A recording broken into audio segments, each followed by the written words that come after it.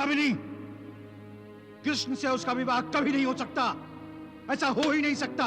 देखिए, वो श्री कृष्ण से प्रेम करती है। मूर्ख है वो, मूर्ख है। उसे वही करना होगा जो मैं चाहता हूं। स्वामी, रुक्मिणी आपकी बहन है। इसीलिए मैं उसका हित चाहता हूं। मैंने उससे कह दिया है कि कृष्ण से उसका विवाह कभी नहीं होगा, उसे विवाह शिशुपाल से ही करना होगा।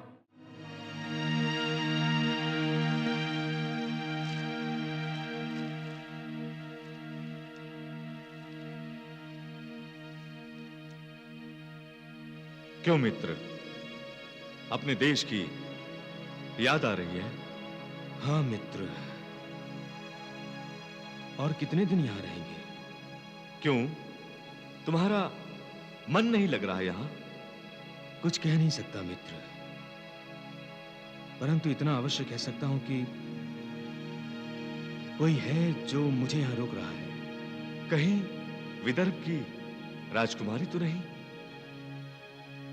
क्या केवल सुनने मात्र से कोई किसी के मन पर आधिपत्य जमा सकता है? क्यों नहीं? भगवान को देख पाते हैं क्या?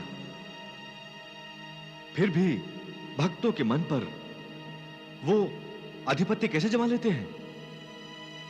वैसे तुम्हारा मन किस भगवान की ओर आकर्षित हो गया है? अथवा वो कोई देवी है? अब तुमसे क्या छिपाना दंतवक्र, विदर्भ राजकुमारी को मैंने देखा तक नहीं, परंतु ध्यान में हर समय वही रहती हैं। क्या यही प्रेम है? नहीं, ये आकर्षण है। और जब तुम्हारा रुक्मिणी से साक्षात्कार होगा, तभी आकर्षण प्रेम में बदल जाएगा।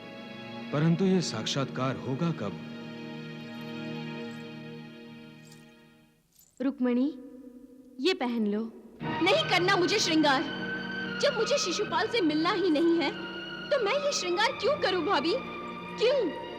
रुक्मिणी, तेरे भैया चाहते हैं कि तेरा और शिशुपाल का एक बार साक्षात्कार हो जाए।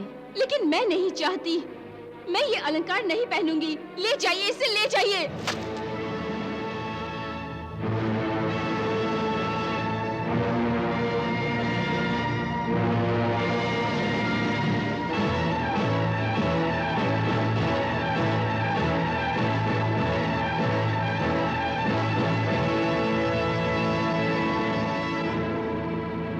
मैं शिशुपाल को कहकर आया हूं, तुम दोनों की भेंट मेरे कक्ष में होगी। ये आभूषण पहनकर अपनी भाभी के साथ मेरे कक्ष में आ जाओ।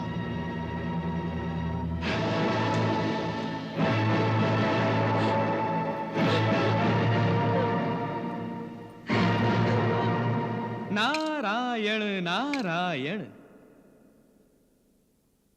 आप मुस्कुरा रहे हैं प्रभु? वहां देवी रुक्मिणी रो रही हैं। देवर्षि, मनुष्य साक्षात भावनाओं का पुतला है। वो हंसता भी है और रोता भी है। वो क्रोध भी करता है और शांत भी रहता है।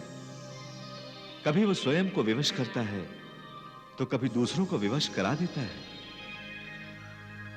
इस समय देवी रुक्मिणी मनुष्य अवतार में है, वो भी भावनाओं के अधीन है, तो इसमें आश्चर्य की क्या बात है? प्रभु, आप तो कभी भावनाओं के अधीन नहीं होते। देवर्षि, भाव भावनाओं से परे रहकर ही मनुष्य सुखी रह सकता है। यही वो संकेत है जो मैं मानव को देना चाहता हूं। अज्ञान के कारण मनुष्य दुखी रहता है। यदि वो भाव भावनाओं के अधीन न होकर स्थित प्रज्ञ रहे तो दुख उसे स्पर्श भी नहीं कर सकता। प्रभु, आप तो चाहते हैं हर कोई ज्ञान प्राप्त करे और ज्ञानी हो। हां देवर्षि, ज्ञान परमात्मा का तेज है। जो इस तेज को धारण करता है वो सुख दुख से परे हो जाता है। वो स्वयं का भी नहीं रहता, वो परमात्मा का हो जाता है। देवी रुक्मिणी भी परमात्मा का होना चाहती हैं भगवान? हां देवर्षि, यही भक्ति है। किंतु इस भक्ति के मार्ग में रुक्मी, शिशुपाल, दंतवक्र और जरासंध, जो षड्यंत्र के ही प्रतिनिधि हैं, बाधाएं बनकर खड़े हुए हैं। हाँ। प्रणाम महाराज। प्रणाम महारानी। चिरंजीवी भव। आसन ग्रहण कीजिए चेदीराज और करुषराज।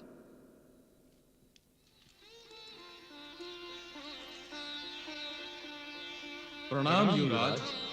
प्रणाम युवरागी। प्रणाम।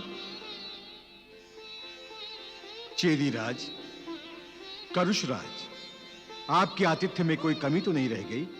नहीं महाराज, हम तो एक प्रार्थना लेकर आए हैं। कहिए कहिए। महाराज, हम अपने अपने देश लौटना चाहते हैं। अवश्य करुषराज दंतवक्र, परंतु इससे पूर्व मैं चेदीराज शिशुपाल से अपने संबंधों को बढ़ाना चाहता हूं।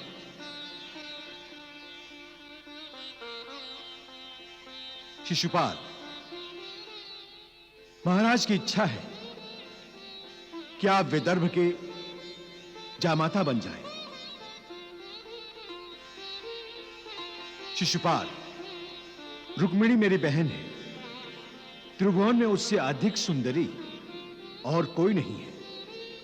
इसे मेरी प्रशंसा की अतिशोक्ति मत समझना, यह सत्य है। यदि तुम इसे स्वीकार कर लो तो। स्वीकार है युवराज।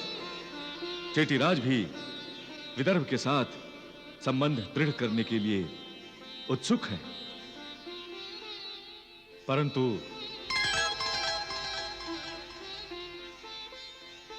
मेरे मित्र ने अभी तक विदर्भ राजकुमारी के बारे में सुना ही सुना है, उन्हें देखा नहीं है। इसमें क्या है, अभी दोनों की भेंट करवा देते हैं।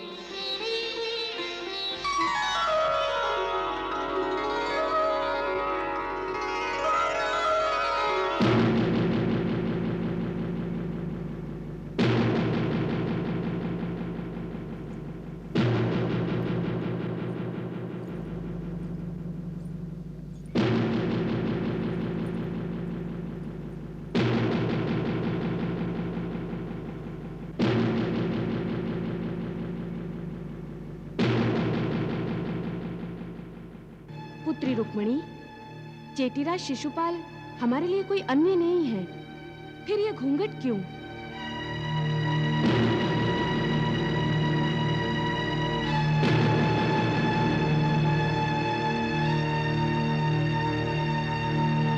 इन्होंने तो अमरावती के राजा वीरेंद्र को पूर्ण रूप से पराजित किया। विदर्भ इन्हीं की सहायता से विजयी हुआ। इसीलिए रुक्मिणी, तुम्हें घूंघट में रहने की कोई आवश्यकता नहीं है।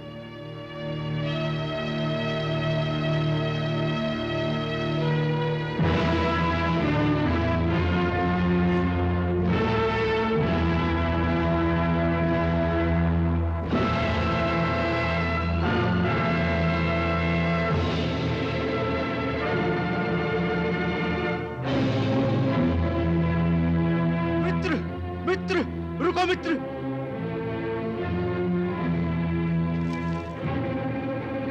मित्र, क्या इस अपमान को आप मित्रता कहते हैं? क्या यही है आपकी बहन, जिसकी सुंदरता की कोई तुलना नहीं की जा सकती? क्या इसीलिए आपने मुझे कुंडिनपुर जाने के लिए प्रतिबंध लगाया था? नहीं युवराज रुक्मी, अब कृपया आप प्रतिबंध ना लगाइए।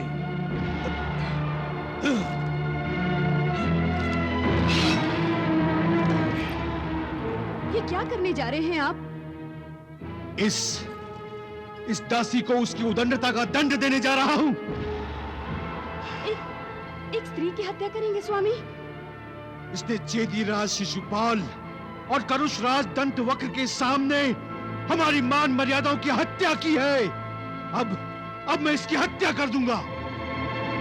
फिर भी अपराधी दासी नहीं है। दास दासियां तो सर्वदा विवश होते हैं। वे वही करते हैं जो उन्हें करने के लिए कहा जाता है।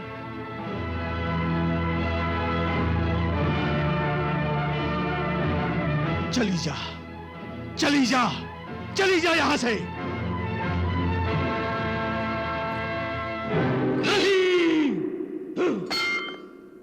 मैं ये अपमान सहन नहीं कर सकता। जी में आता है कि संपूर्ण विदर्भ राज्य को जलाकर राख कर दूं। मैं तुम्हारे साथ हूं मित्र। हमारी सेना अभी भी विदर्भ राज्य के बाहर खड़ी है। कहो तो सारे विदर्भ राज्य को घेरे में ले ले। मित्र, आक्रमण करेंगे तो विजय हमारी ही होगी। किंतु उस विजय से मेरा मन प्रसन्न नहीं होगा दंतवक्र। क्यों? क्योंकि मैं विदर्भ राजकुमारी का मन जीतने में असफल रहा। उसने एक दासी को मेरे सामने क्यों भेजा? क्यों? क्या वो मुझे अपने योग्य नहीं समझती? क्या उसे मेरे पौरुष पर, मेरे पराक्रम पर संदेह है क्या? दंतवक्र, कहीं ऐसा तो नहीं कि वो किसी दूसरे से प्रेम करती है, इसलिए मुझसे विवाह करना नहीं चाहती? उसके चाहने न चाहने से क्या होता है? तुम तो उसे प्रेम करते हो ना, और तुम्हें रोकने वाला कौन है? बना लो उसे अपनी, हरण कर लो उसका। हाँ, ले जाओ उसे चेदी देश और वहां जाकर उससे विवाह कर लो। ये शास्त्र सम्मत है और नीति भी है, और ऐसे विवाह को समाज से मान्यता भी प्राप्त है। मैं तुम्हारे साथ हूं मित्र। यदि संकेत करो तो इसी पल हरण कर लेते हैं रुक्मिणी का। नहीं दंतवक्र। क्यों? क्योंकि अब मैं रुक्मिणी से विवाह नहीं करूंगा। परंतु क्यों? क्योंकि अब मेरे मन में उसके लिए आदर के स्थान पर तिरस्कार हो गया है। तिरस्कार। अब हम शीघ्र चले जाएंगे दंतवक्र। जैसी तुम्हारी इच्छा।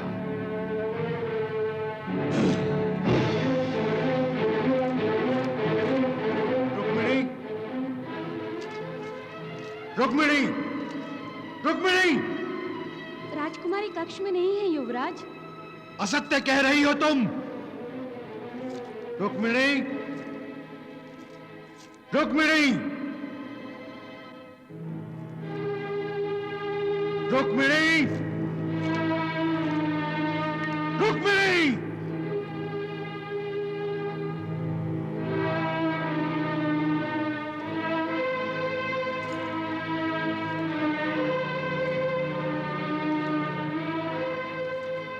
कहाँ है रुक्मिणी? मैं नहीं जानती युवराज। मालिनी, इससे पहले भी तुमने हमारे साथ विद्रोह किया था। हमने तुम्हें क्षमा कर दिया। इस बार अगर विद्रोह करोगी तो तुम्हें मृत्यु दंड मिलेगा। मैं सत्य कह रही हूँ युवराज, मुझे ज्ञात नहीं। झूठ, झूठ कह रही हो तुम। बताओ, बताओ कहाँ है राजकुमारी? मैं नहीं जानती युवराज, मैं नहीं जानती। प्रतिहारी! आज्ञा युवराज। इस राजद्रोही दासी को ले जाओ और काल कोठरी में डाल दो। नहीं नहीं युवराज, मैंने कोई अपराध नहीं किया। प्रतिहारी! नहीं युवराज, नहीं, मैंने कोई अपराध नहीं किया युवराज, मैंने कोई विद्रोह नहीं किया। हमसे झूठ बोल रही हो। क्या ये तुम्हारा अपराध नहीं है? युवराज के राजकाज में बाधा डाल रही हो। क्या ये तुम्हारा विद्रोह नहीं है? अब तुम्हारी जगह यहां नहीं, काल कोठरी में है। प्रतिहारी, ले जाओ इसे। नहीं युवराज, नहीं, मैं बताती हूँ। शीघ्र बताओ। राजकुमारी, राजकुमारी, शीघ्र, शीघ्र बताओ, नहीं तो। राजकुमारी भाग गई। क्या? भाग गई? कहां? कहां भाग गई? वो द्वारिका जाना चाहती थी।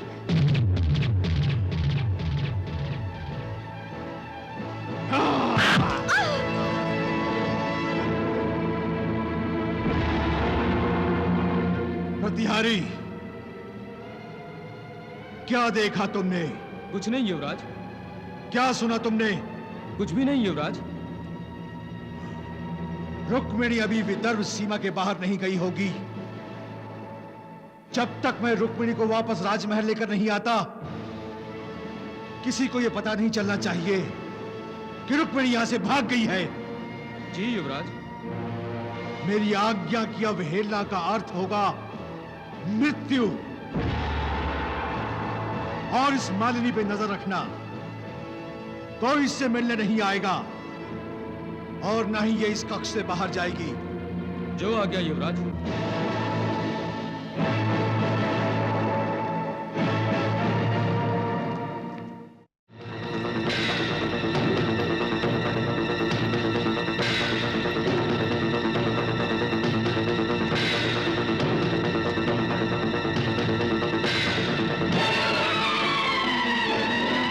सारथी, रथ की गति को और बढ़ाओ।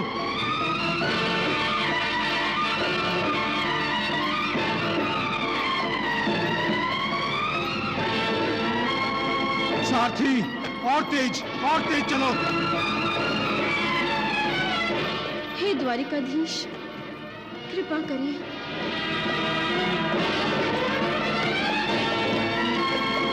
रुक्मिणी, रुक जाओ रुक्मिणी।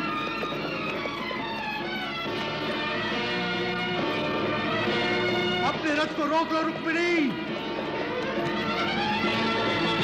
अब तुम भाग नहीं सकोगी रुक्मिणी। रुक जाओ रुक्मिणी, मैं कहता हूं रुक जाओ।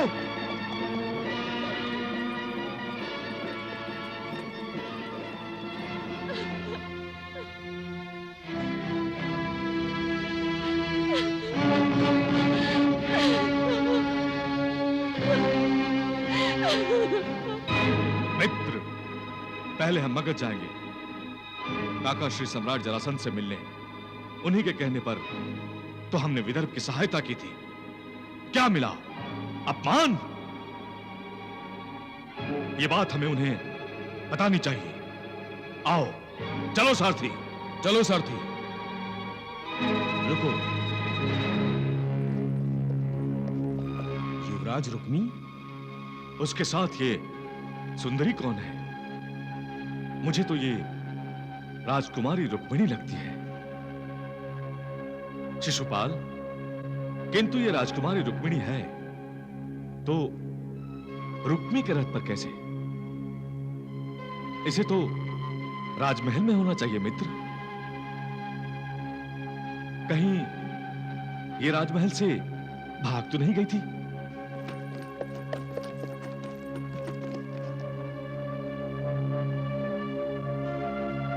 चेदीराज, करुषराज, कहां जा रहे हैं आप दोनों?